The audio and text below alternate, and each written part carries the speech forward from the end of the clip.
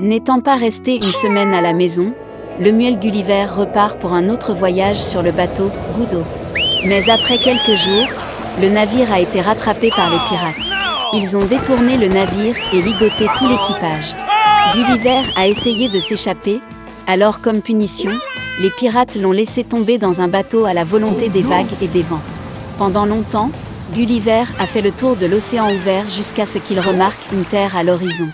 Il a nagé jusqu'au rivage et a commencé à arpenter la terre. Soudain, une énorme ombre couvrit le soleil. Levant la tête, le Gulliver étonné vit une grande île planer dans le ciel. Épuisé par la faim et la soif, Gulliver se mit à crier, agitant son chapeau, espérant que les habitants de l'île le remarqueraient. Puis les indigènes ont eu pitié de Gulliver et ont abaissé les escaliers pour qu'il puisse gravir l'île.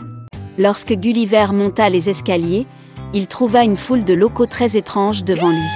Leur tête était inclinée vers la droite ou vers la gauche, avec un œil vers l'intérieur et l'autre vers le haut. Et à chaque personne noble, il y avait un serviteur qui tapotait le propriétaire sur les lèvres ou les oreilles, le distrayant de ses pensées. Gulliver a reçu un accueil chaleureux. Il a été nourri dans le palais et a même fait le tour de l'île. Ainsi, Gulliver s'est rendu compte que la terre plane dans le ciel à cause d'un énorme aimant, et à la base, il y a un diamant géant. Mais la vie dans le royaume volant était ennuyeuse, alors Gulliver revint bientôt sur Terre. Sous ses yeux se trouvait un pays dévasté où les habitants, vêtus de haillons, mouraient de faim. En fait, ces personnes ont tout fait dans leur vie à l'inverse. Ils ont construit une maison à partir du toit. Ils ont essayé d'obtenir les rayons du soleil des concombres. Et les artistes mélangeaient aveuglément la peinture pour les peintures. Les scientifiques locaux n'ont pas compris pourquoi les mots sont nécessaires dans une langue. Après tout, à tous ceux qui ont commencé à se disputer, ils ont simplement coupé les cerveaux et les ont échangés. La surprise de Gulliver ne connaissait pas de limite et il se hâta de quitter l'île. Se rendant dans les terres voisines, Gulliver se retrouva dans le royaume des ténèbres et de la tristesse. Tremblant de peur, il continua son voyage. Soudain, un fantôme est apparu dans les ténèbres. Effrayé, Gulliver essaya de se cacher, mais l'esprit le remarqua. Il fit signe aux voyageurs d'un geste et Gulliver n'eut d'autre choix que de suivre le fantôme. Très vite, ils atteignirent un grand château et Gulliver fut invité à une réception avec le roi. En traversant le château, Gulliver a vu des centaines de fantômes qui préparaient le dîner, nettoyaient et gardaient les chambres. Il s'est avéré que ce pays est gouverné par un puissant sorcier qui peut ressusciter les morts. Et tous les morts vivants le servent. Le sorcier a reçu Gulliver avec les honneurs.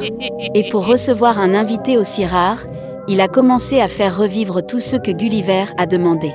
C'étaient de grands guerriers, des sages et même des peuples primitifs. Mais fatigué d'errer, Gulliver remercia le sorcier et quitta bientôt le royaume des ténèbres. Il se rend au port le plus proche, où il espère monter à bord d'un navire à destination de l'Angleterre.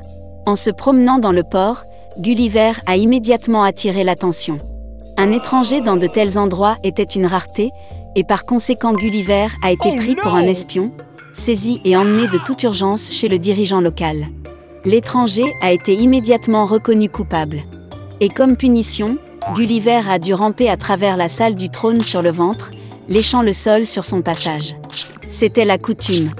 À la fin, Gulliver s'inclina devant le monarque cette fois, se cognant la tête sur le sol. Puis le gouverneur regarda pensivement Gulliver, puis lui pardonna. Gulliver, miraculeusement libéré, a couru hors du château et s'est rendu au port le plus proche, où il est monté à bord d'un navire anglais. Je dois dire que Gulliver n'est jamais revenu sur ses parties.